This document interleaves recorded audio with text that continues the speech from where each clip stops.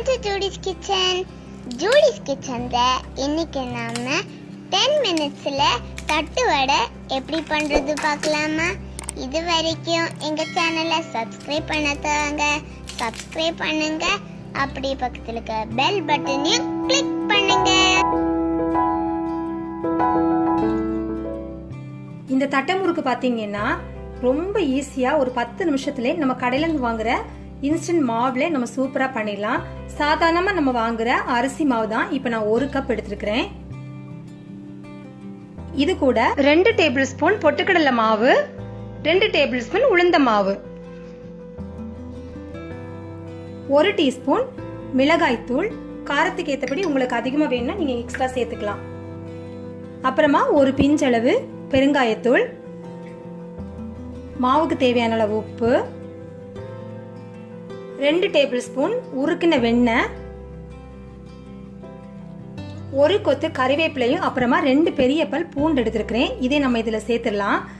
இதை இப்ப நம்ம அப்படியே சேர்க்கறது இல்ல. இந்த கருவேப்பிலையை எந்த அளவுக்கு நீங்க பொடியா நறுக்கணுமோ அந்த அளவுக்கு பொடியா இதுல நறுக்கி சேர்த்துக்கலாம்.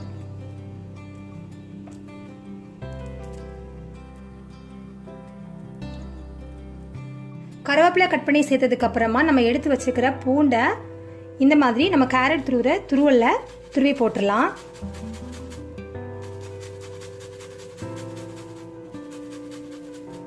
யூஸ்வலா ட்ரெடிஷ்னலா பண்ணும்போது எல்லாமே பேஸ்ட் பண்ணி நம்ம அந்த மாதிரிலாம் பண்ணுவோம். அரிசி மாவு எல்லாமே ஃப்ரெஷ் ஆயிடுச்சு. இப்போ இந்த மாதிரி ரொம்ப குயிக்கா ஈஸியா இது பண்ணிடலாம்.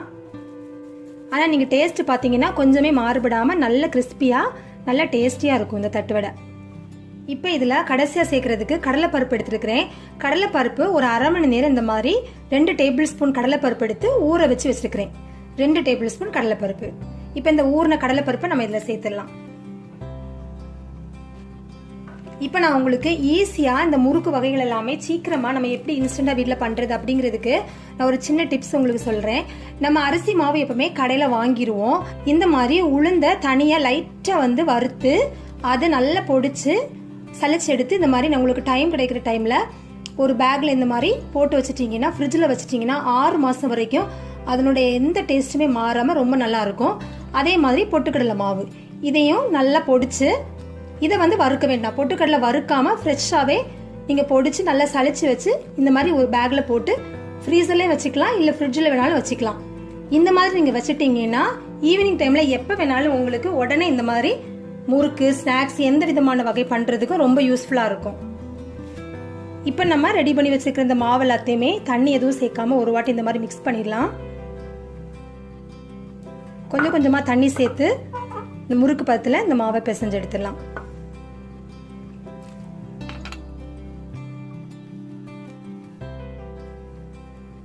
மாவை பாத்தீங்கன்னா இந்த மாதிரி நல்ல ஒரு சாஃப்டான பதத்துல பிசைஞ்சு எடுத்தாச்சு. இப்ப நம்ம இந்த மாவு எல்லாத்தையுமே உருண்டை பிடிச்சிடலாம். எல்லா தட்டு வடையும் உங்களுக்கு ஈவனா வரணும்னா நீங்க இந்த மாதிரி கொஞ்சம் மாவு எடுத்து கையில உருட்டிக்கோங்க.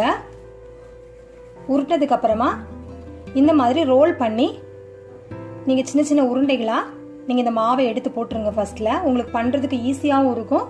அதே டைம்ல எல்லா தட்டு வடையும் உங்களுக்கு பாக்குறதுக்கு ஆல்மோஸ்ட் ஈவனா கிடைக்கும். ஸோ இந்த மாதிரி மாவு எல்லாத்தையுமே டிவைட் பண்ணி வச்சாச்சு. நம்ம டிவைட் பண்ணி வச்சிருக்கிற மாவு எல்லாத்தையுமே இப்போ நம்ம நல்ல வெடிப்பு இல்லாமல் இந்த மாதிரி நல்லா உருட்டி எடுத்துடலாம். மாவில் எந்த வெடிப்பு இல்லாத மாதிரி நல்ல ஃபைன் அந்த மாதிரி நீங்கள் உருட்டுற மாதிரி பார்த்துக்கோங்க.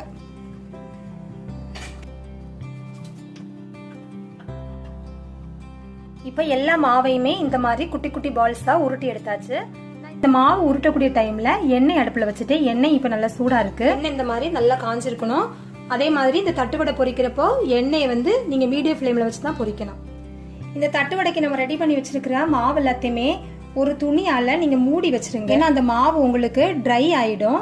ட்ரை ஆச்சுன்னா நீங்க வடை தட்டுறப்ப அப்படியே உங்களுக்கு வெடிச்சு போற மாதிரி வரும். நல்லா உங்களுக்கு ஸ்மூத்தா கிடைக்காது. அதனால நீங்க இந்த மாதிரி ஒரு துணியால மூடி வச்சுட்டு ஒரு பால்ஸ் எடுக்கிறப்ப எடுத்துட்டு அப்புறமா மறுபடியும் கவர் பண்ணி வச்சுட்டு நீங்க பண்ணுங்க. அடுத்ததா கையில நம்ம பண்றதை விட இந்த மாதிரி ஒரு பிளாஸ்டிக் பேப்பர் உங்களுக்கு இருந்துச்சுன்னா ரொம்ப ஈஸியா இருக்கும் பண்றதுக்கு. அதே மாதிரி ஒரு 2 டேபிள் ஸ்பூன் எண்ணெய் பக்கத்துல எடுத்துக்கோங்க. இந்த எண்ணெயை தொட்டு இந்த பிளாஸ்டிக் பேப்பர்ல நல்லா தடவி விட்டுலாம். ஃபர்ஸ்ட்ல இப்போ இந்த எண்ணெய் தடவின போர்ஷனில் ஒரு உருண்டை மாவு வச்சிடலாம். அதோட மேல் பக்கத்தை இந்த மாதிரி இந்த கவரால் நம்ம வந்து க்ளோஸ் பண்ணிடலாம். இப்போ இந்த அடி பக்கம் இந்த மாதிரி தட்டையாக இருக்கக்கூடிய ஒரு பாத்திரம் எடுத்து லைட்டாக இதை நீங்கள் எல்லா பக்கமும் ஒரே மாதிரி வர மாதிரி ப்ரெஸ் பண்ணி விட்டால் போதும்.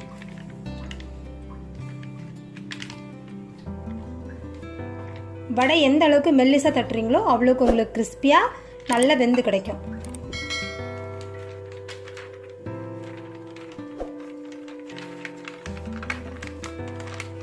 இப்போ நமக்கு இந்த பிளாஸ்டிக் பேப்பர்லேருந்து இந்த மாதிரி ஈஸியாக இதை எடுத்துடலாம்.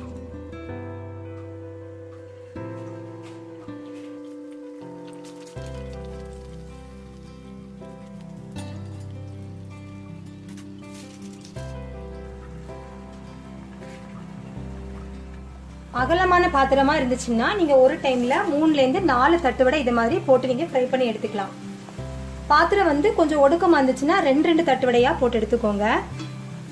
இன்கேஸ் உங்களுக்கு இந்த தட்டு வடை போடுறப்போ நீங்க ஃபர்ஸ்ட்ல ஒரு 2 தட்டு வடை போடுறப்பே உங்களுக்கு தெரியும், சில நேரங்களில் நமக்கு அந்த வடை ரொம்ப உப்பி வர்ற மாதிரி இருக்கும், அப்படியே பூரி மாதிரி பொங்கி வரும். ஸோ உங்களுக்கு அந்த மாதிரி வந்துச்சுன்னா நீங்க என்ன பண்ணணும்னா அதுக்கு அடுத்த தட்டு வடை நீங்க போடுறப்போ இந்த மாதிரி தட்டினதுக்கு அப்புறமா ஒரு ஃபோர்க்கால நீங்க இந்த மாதிரி அங்கங்கேயா 2-3 இடத்துல குத்தி விட்டுட்டா போதும். அப்போ உங்களுக்கு அந்த பூரி மாதிரி பொங்கி வராது. இப்ப பாத்தீங்கன்னா இந்த மாதிரி அந்த சலசலப்பு எல்லாமே நின்னதுக்கு அப்புறமா நம்ம எடுத்துடலாம்.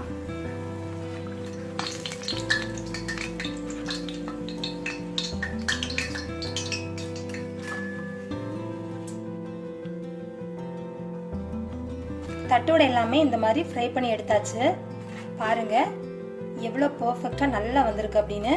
ஸோ நான் சொன்னது மாதிரியான டிப்ஸ் எல்லாம் நீங்கள் கரெக்டாக ஃபாலோ பண்ணீங்கன்னா உங்களுக்கு இதே மாதிரி தட்டு வடை அழகாக வீட்டில் பண்ணலாம். இதில் என்னென்னா மாவு பிசைகிறப்ப நிறைய பேர் நம்ம பண்ணுற மிஸ்டேக் என்னென்னா மாவு ரொம்ப கெட்டியாக ஒரு சில டைமில் நம்ம பிசைஞ்சிருவோம்.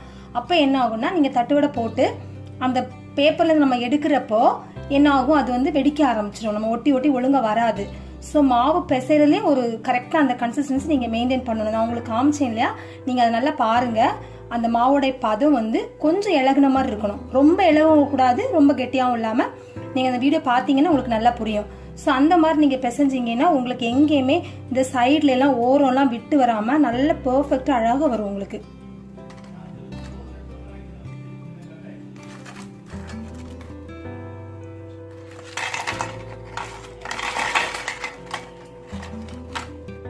இப்போ இதே மெஷரிங் கப்பில் தான் நான் 1 கப் மாவு எடுத்துக்கிட்டேன்.